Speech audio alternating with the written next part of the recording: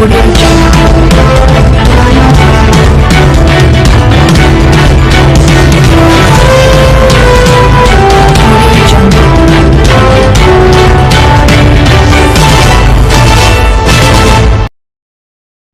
देख रहे हैं आर पब्लिक 24 इंडिया टीवी। नमस्कार, मैं हूं प्रीति शर्मा और अभी आप जुड़ चुके हैं आर पब्लिक 24 इंडिया के साथ। आज के मुख्य समाचार।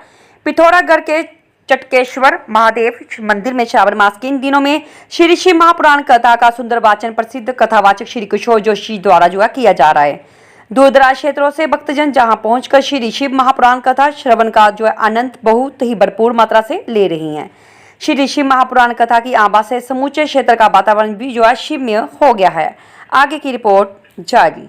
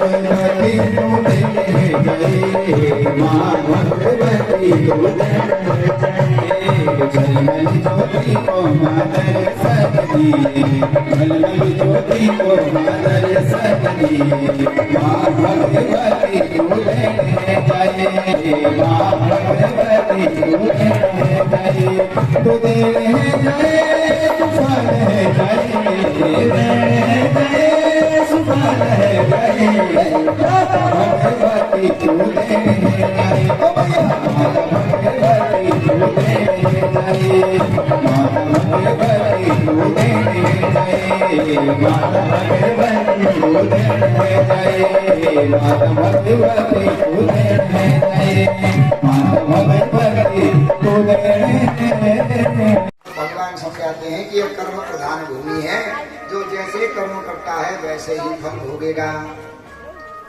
तो कामदेव बड़ा प्रसन्न हुआ, अपनी पत्नी रति के साथ भगवान की बारात में सम्मिलित हो गया। अब बारात जाने लगी।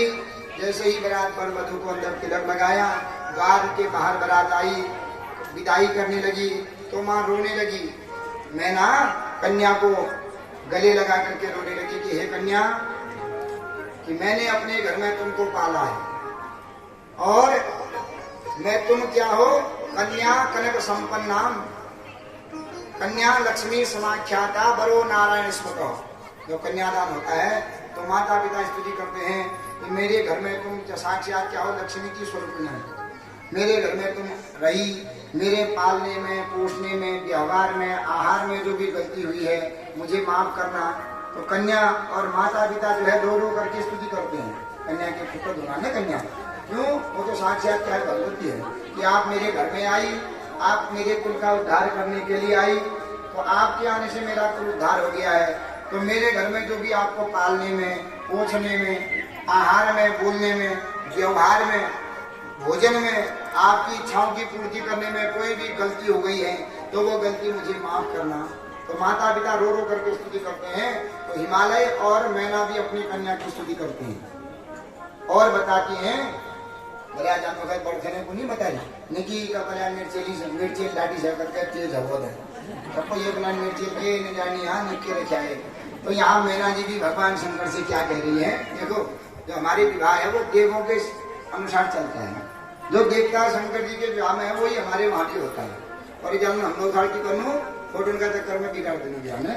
तो यहाँ मैना जी क्या कह रही है भगवान शंकर से, रो रो करके पहले भगवती पार्वती की उपासना करी, अब भगवान से प्रार्थना कर रही है मैना जी कि कृपा निधे कृपां कृत्वा शिवां संपादयिष्यति सहस्र दोषं पार्वत्याः आशुतोषः क्षमिष्यति। हे कृपा निधे, आप क्या हो, मेरी कन्या के ऊपर कृपा करना महाराज।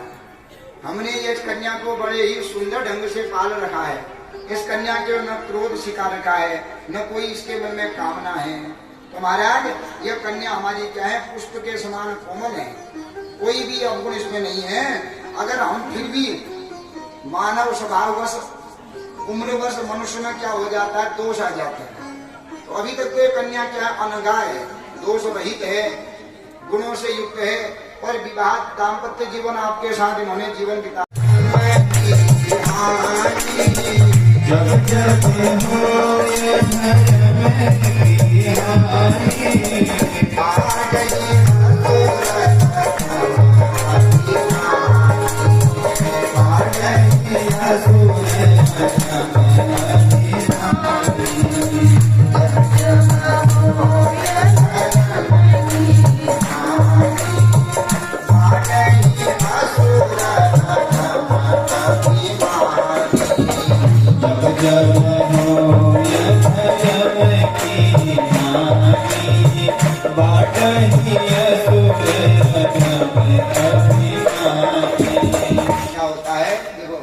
अकेला होता है, अधर्मी की भीड़ होती है।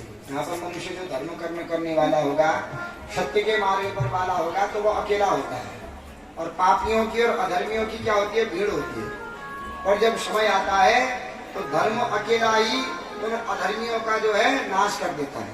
तो ऐसे ही गीता में भी भगवान कहते हैं, यदा यदा ही धर्मस्य ग्लानिर्भवति भारत अभ्युत्थानम धर्मस्य तदात्मानं सृजाम्यहम् परित्राणाय साधूनां विनाशाय च दुष्कृतां धर्म संस्थापनार्थाय संभवामि युगे युगे।